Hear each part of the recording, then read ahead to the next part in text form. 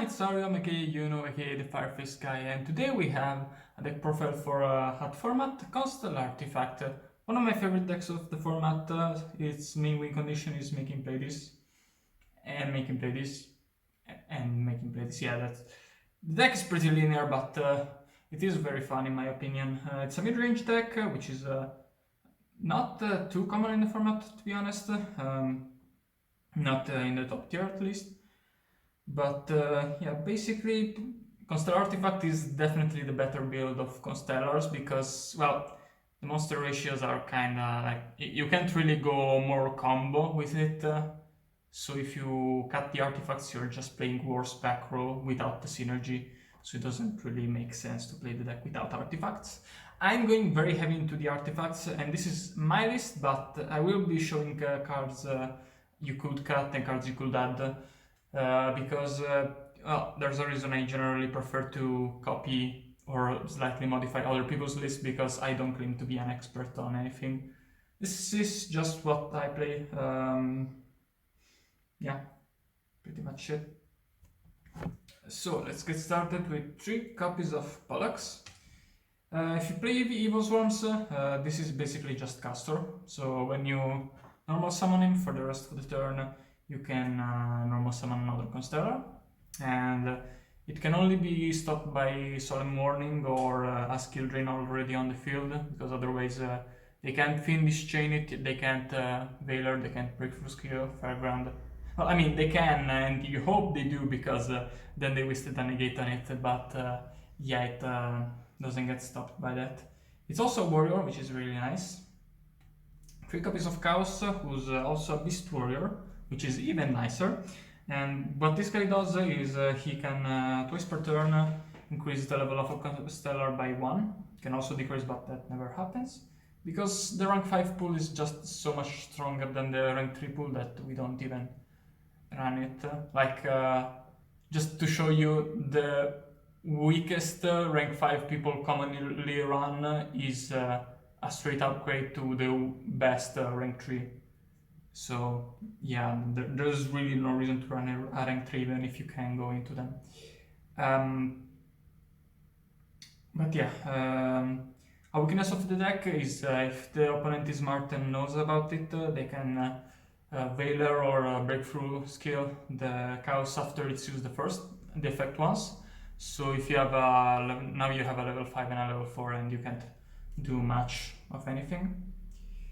Next we are playing 3 copies of Sombre. This is Kirkion, but it's completely unsearchable, unfortunately. But it is a really strong card in the mid to late game. And even early game, you can, if you don't have Chaos, you can summon it, and then you can go into it with Call of the Haunted or Soul Charge. And it's a great target for Call of the Haunted. And finally, we're playing 2 copies of Algedi. Algedi is basically Pollux at home. Whenever Algedi is normal summon, you can special summon Constellar from the hand. And yeah, it's weak to Maxi, Veiler, Imperm, not Imperm, Breakthrough Skill, Fiendish, all that stuff. But it's still really nice. More names. For artifacts, we're playing 2 moral attacks and 3 moral attacks and 2 big attacks. We are going heavy on the artifacts, as I said. I prefer this. You can cut back on that, but then we are playing Honest because it's an all-light deck and we want to protect ladies. And in the grind game, sometimes you can use it as a material sometimes. And 1 Bear because I'm the Fireface guy. If I can play Bear, I will play Bear because it's just the best. And next we're playing 3 copies of Tanky. Tanky can search Chaos, and it being continuous is really nice for this deck because we can bounce it back with Play This, which comes up turn 1 sometimes. You don't always want to do that, depends on how many monsters you have in hand, but if you don't have many, it's definitely worth using a Play This material for it. 1 copy of Rota for Pollux. In the next one list it goes to 2. Unfortunately, we don't have it to 2, but we'll make 2. 3 copies of Ignition, and we're also running 2 copies of Double Cyclone because we're going heavy on the artifacts. And to round off for spells, we are playing 2 copies of Soul Charge. This is a mid-range deck. There's no real great target for it, but play this is just a great card, so you can summon Sombre and a couple of artifacts and go into like play this plus Tiras or something, which is good. Or whatever you need, basically. 3 copies of Sanctum, because it's an artifact deck, enough said. 2 copies of Call of the Haunted.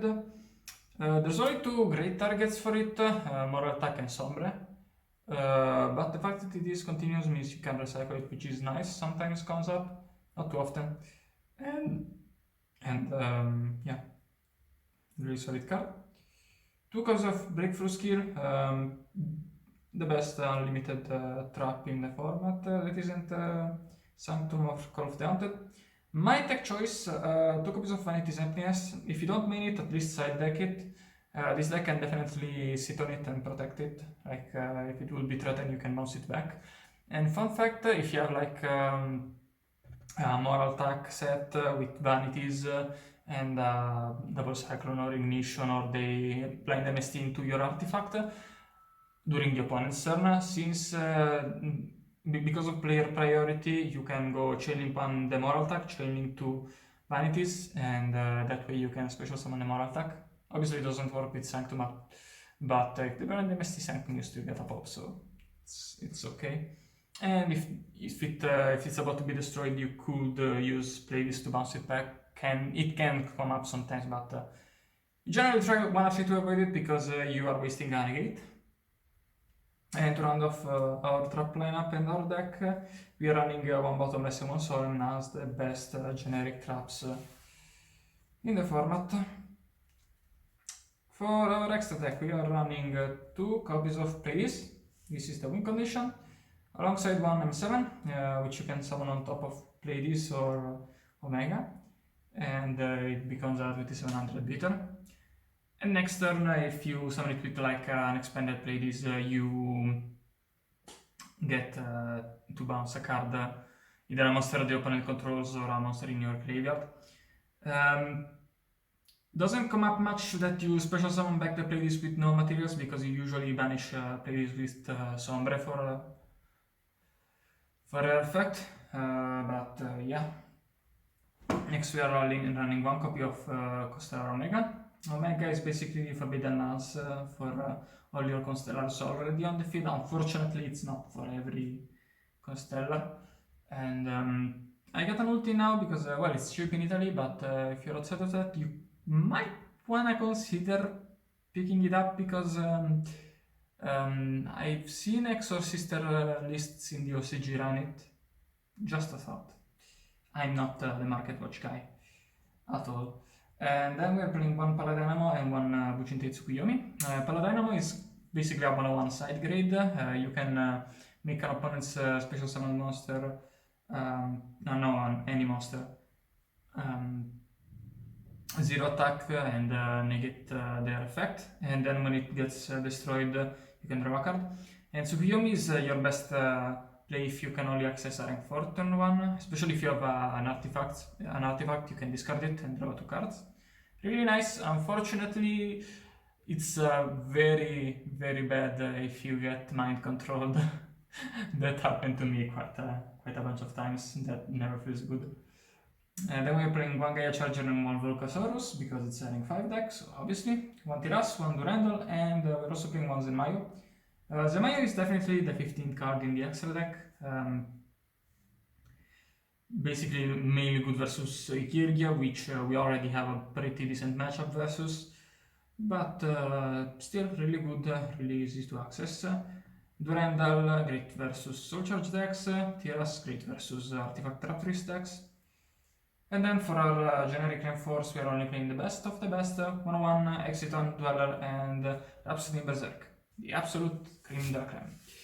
For cards you can add that I am not running, you can definitely add a third Algiedi.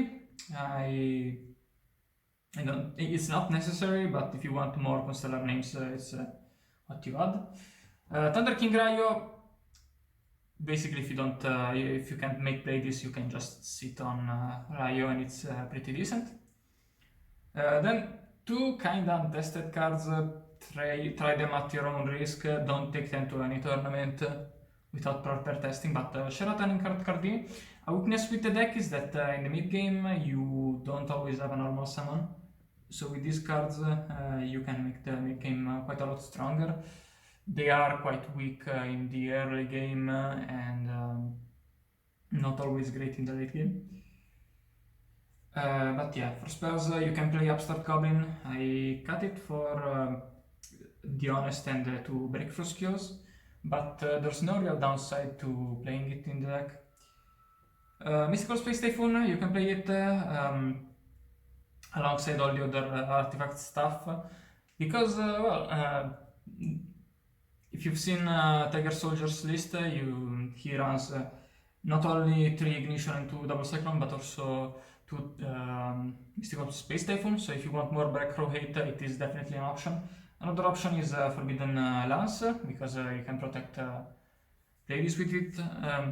The main drawback with that is that putting it to a lower attack means that it can get run over by your opponent a bit easier.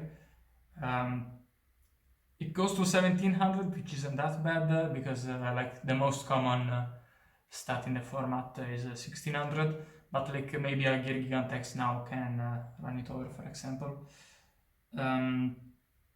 Another use for it is Bear, synergy with Bear, obviously. Then Dark Hole and Torrential Tribute. I don't like these cards in the deck, but they are staples for a reason, so you definitely can. I don't like it because most of the time slightly more than 50% of the time you're gonna be playing against control decks, and versus control decks you always have pretty much always have a bigger board than them, so they are pretty dead. And then we can play like Compulse, kinda redundant in the deck since we are already bouncing so much. Dark Horn, Black Horn of Heaven, another good trap. Wiretap, pretty decent backroll removal. I wouldn't play it over Lance and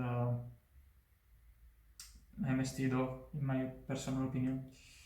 For extra deck cards you can play Black Sheep of Corn. It's definitely my 16th card. And then Omega and Presepe, a second copy of Omega. I've seen people play second copy. I can see definitely it coming up, but it's not that important. Presepe, it's mainly a Leo out, but you don't really need it all that often, really, because you already have the artifacts, so it's not like you don't have a Leo out, though it is more on demand than the artifacts, so it has an issue. Heartland Draco and Cowboy, you don't really usually need this because you have Volcasaurus, but Heartland Draco has synergy with Tanky, so that could come up. And Gagaka Cowboy, I can definitely see because you are often attacking with like Pollux and Chaos, and with that Cowboy could come up. It has never come up for me, so I've never felt like it was necessary, but you definitely could run it. Then Ragnar Zero, really strong generic card. And then two cards I would consider not playing, that you might consider playing, is Giant Hand and especially Ken Gorgon. Mainly because in whatever situation you might use them, you will probably prefer Tsukuyomi, especially with Ken Gorgon. So there's no real reason to run them. Giant Hand I can see sometimes coming up, but you already have played these, so you already have a negate, you already have Tsukuyomi, so you already have a good I can only make a rank 4 and I have nothing to do this turn card, so yeah, would not recommend them. For cards you could cut, can definitely cut the Zenmayo and the Paladynamo. Those are the only cards I would be comfortable cutting from the extra deck. Frankly, everything else feels pretty necessary. From the main deck, you can cut Bottomless. Warning is a bit too strong in my opinion to cut, really. Vanities, it's definitely just a deck choice. Breakthrough Skill, Great card, but not core. The double cyclones. Oops. You can definitely cut bear. I don't consider Honest a core card, definitely, but some people do. And you can also cut the second legal attack. Some people say that just moral tax is fine, but I seriously do not understand the point of playing artifacts without the big attack, especially in Constellartifact, because basically you're just kind of relying to see either the cows plus Pollux or GD, or you are relying on seeing an artifact to card combo to make play this. So there's no real point with just Sanctum and Moral Attack, in my opinion. But yeah, that was the deck profile. Leave your thoughts in the comments, leave a like, join the Discord, subscribe, and goodbye.